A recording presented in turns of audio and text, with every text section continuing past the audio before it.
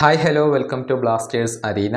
Des Buckingham എന്ന പരിശീലകൻ Indian football ആരാധകർക്ക് സുപരിചിതമാണ്. പറയാൻ കാരണം നേരത്തെ മുംബൈ സിറ്റി FCയെ അദ്ദേഹം പരിശീലിപ്പിച്ചിട്ടുണ്ട്.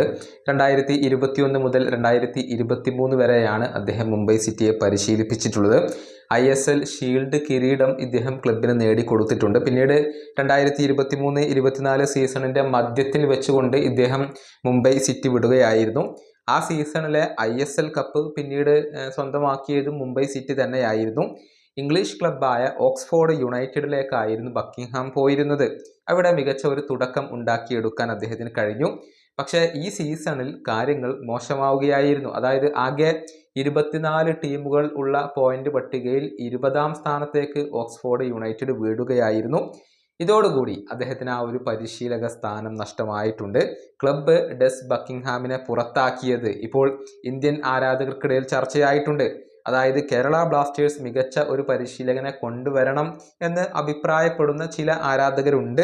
അവർ ഡെസ് ബക്കിംഗ്ഹാമിന് വേണ്ടി കേരള ബ്ലാസ്റ്റേഴ്സിന് ഒരു കൈ എന്തുകൊണ്ട് ശ്രമിച്ചുകൂടാ എന്ന അഭിപ്രായങ്ങൾ ഉയർത്തിയിട്ടുണ്ട്. ട്വിറ്ററിൽ ഇതുമായി ബന്ധപ്പെട്ട അഭിപ്രായങ്ങൾ നമുക്ക് കാണാൻ കഴിയും.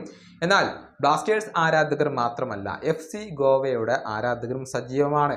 അതായത് ബക്കിംഗ്ഹാമിനെ FC ഗോവ എത്തിക്കണമെന്നാണ് ചില ആളുകൾ ആവശ്യപ്പെടുന്നത്. മാനോളോ മാർക്കസിന്റെ പിൻഗാമിയായിക്കൊണ്ട് അവർ പരിഗണിക്കുന്നത് ഇപ്പോൾ ബക്കിംഗ്ഹാമിനെ തന്നെയാണ്. ഏതായാലും ബക്കിംഗ്ഹാം ഇന്ത്യയിലേക്ക് തിരിച്ചെത്തുമോ അതല്ലെങ്കിൽ മറ്റേതെങ്കിലും രാജ്യത്തിലേക്ക് പോകുമോ എന്നുള്ളതൊക്കെ കാത്തിരുന്നു കാണേണ്ട കാര്യമാണ്. ഈ വീഡിയോയുടെ അവസാനിപ്പിക്കുന്നു. അടുത്ത വീഡിയോയുമായി വീണ്ടും കാണാം.